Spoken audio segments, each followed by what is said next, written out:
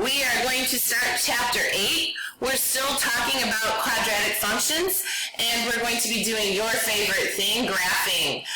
You can tell by the graph paper. I'm sure you're thrilled. First thing I want to do, I want to remind you, when we graphed absolute value, because we're going to kind of compare them. Remember, absolute value looked like this. It was a 0.0011, negative 11, what? 2, 2, negative 2, 2, and so on. And that graph looked like a V, right? I have to go sharpen my pencil. It just broke. I'll be right back. Now when we graph, and that was f of x is equal to the absolute value of x. When we graph f of x or y equals whatever how you want, if that helps you, x squared is what we're looking at. And again, this is called the parent function. We're talking about the parent function first before we start multiplying and adding and doing things to it to make it move. So that just means I'm picking values for x. They can be both negative and positive. I'm going to start with 0, and when I put in 0, I get the point 0, 0, 1, 1. And then 2 becomes 4. 1, 2, 3, 4. If I look at negatives, again it becomes positive. And negative 2 times negative 2 is a positive 4. And so now what happens, it is very similar to the absolute value, except it is curved instead of a V. So this is a curved. We call this a parabola, is the shape. It can open up, it can open down. Right now we're just talking about the ones that are opening up. So if I ask you again, what is the domain of this? That means what are the x values? That would be all real numbers. If I asked you what the range was, that means the y value. Y would have to be greater than or equal to 0 in this case, because there aren't any negative ones. As soon as you square it, it becomes positive. Okay? I thought of something I was going to say, and now I can't remember what it was.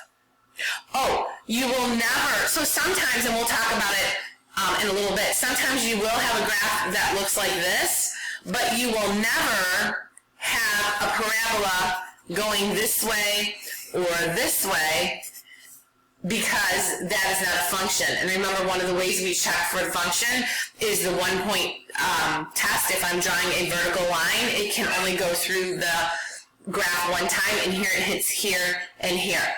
Because for every input, there is only one output. In this case, when I put in a number, I would be getting 2 different outputs here. Therefore, these are not functions. So your functions, quadratic functions, are just going to look like this and look like this when you graph them.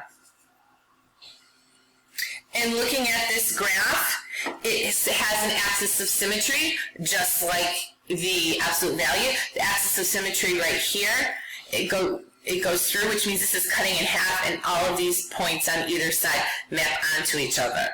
Okay, so the axis of symmetry is where x is equal to 0, and that's the vertical line going through here. As the parabola comes this way, it is decreasing, and as it goes this way, it is increasing. And so this vertex at 0, 0 is called the turning point. Now I want to look at what happens when we multiply a number by our parent function. And so we have f of x is equal to ax squared. So a can be any number. Let's take a number bigger than 1, because this is what it looks like with 1x squared, right? Because that's just x squared. And I just quickly graphed that for you. Let's say I'm going to multiply by 2. That means I take, if you have to make a table of putting them in, that's fine. So if I said when x is 0, when x is 1, when x is 2, and I'm going to graph it. And what happens, I put in 0, and then I multiply it by 2, because I said a is going to be 2. I still have a vertex of 0, 0. So what's happening here is that the graph itself is not moving, the vertex is in the same spot.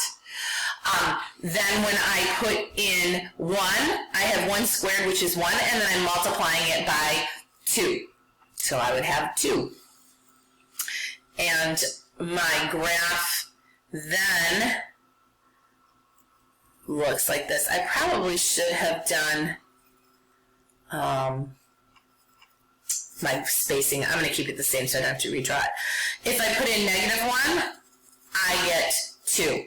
If I put in 2, I have 2 squared, which is 4, times 2 is 8. And so 2 automatically moves up to 1, 2, 3, 4, 5, 6, 7, 8. And you see what's happening is every point on here ends up being doubled. 1, 2, this just comes here.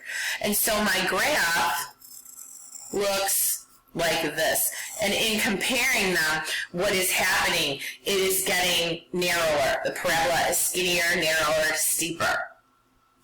And then if I look at what happens when x is less than 1, like if I say, A is less than 1, I could say it is 1/2, it's going to cut everything in half. Your 0 is still 0, your 1 becomes 1/2, this becomes 2,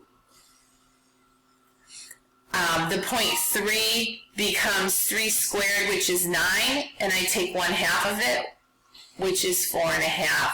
And so what's happening over here is going to happen over here, which I knew this was going to get a little bit.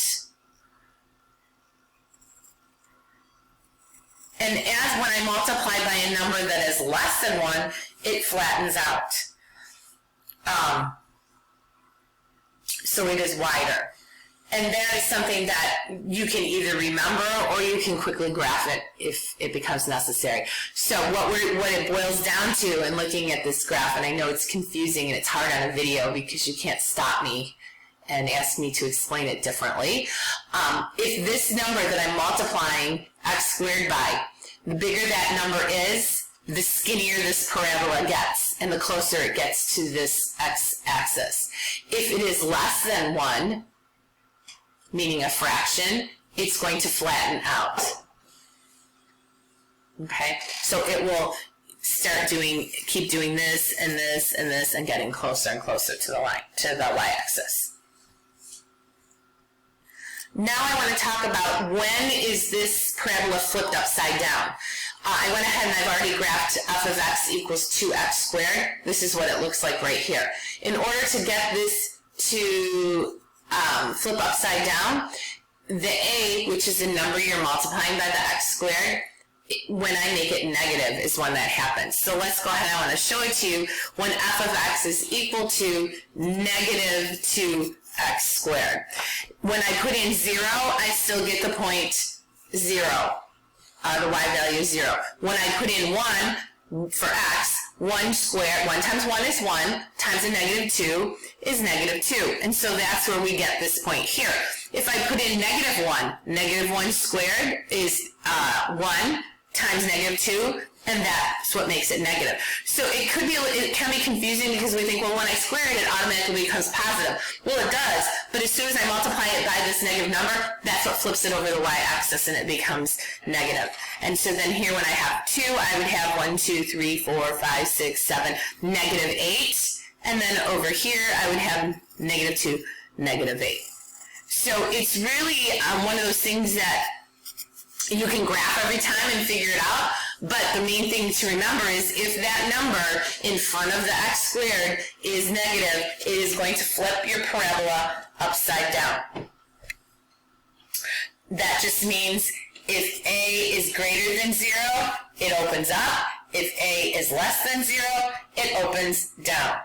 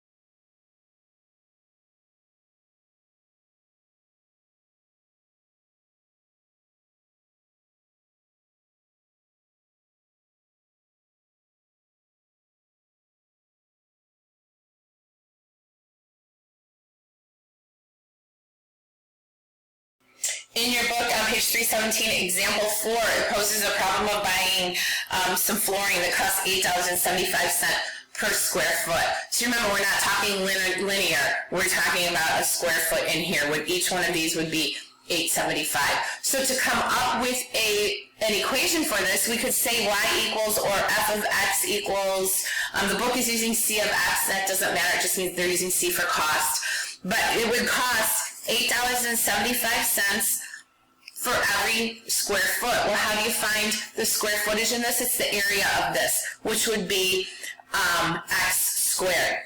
Okay, in this case, it's going to be 15 squared. But this is how you would write the formula. Now, no matter what the size of the room is, I can figure it out. So for this particular floor, I would put in 8.75 times 15 squared. I'm going to do 15 squared, and then multiply that by $8.75, and it comes out to $1,968.75, and that's how much it would cost. In the tryout, it says, how much would it increase if the side length of the dance floor is increased by 2? That just means that f of x is equal to 8.75, and then it's 15 plus 2, which is 17. And so now I'm just plugging 17 in.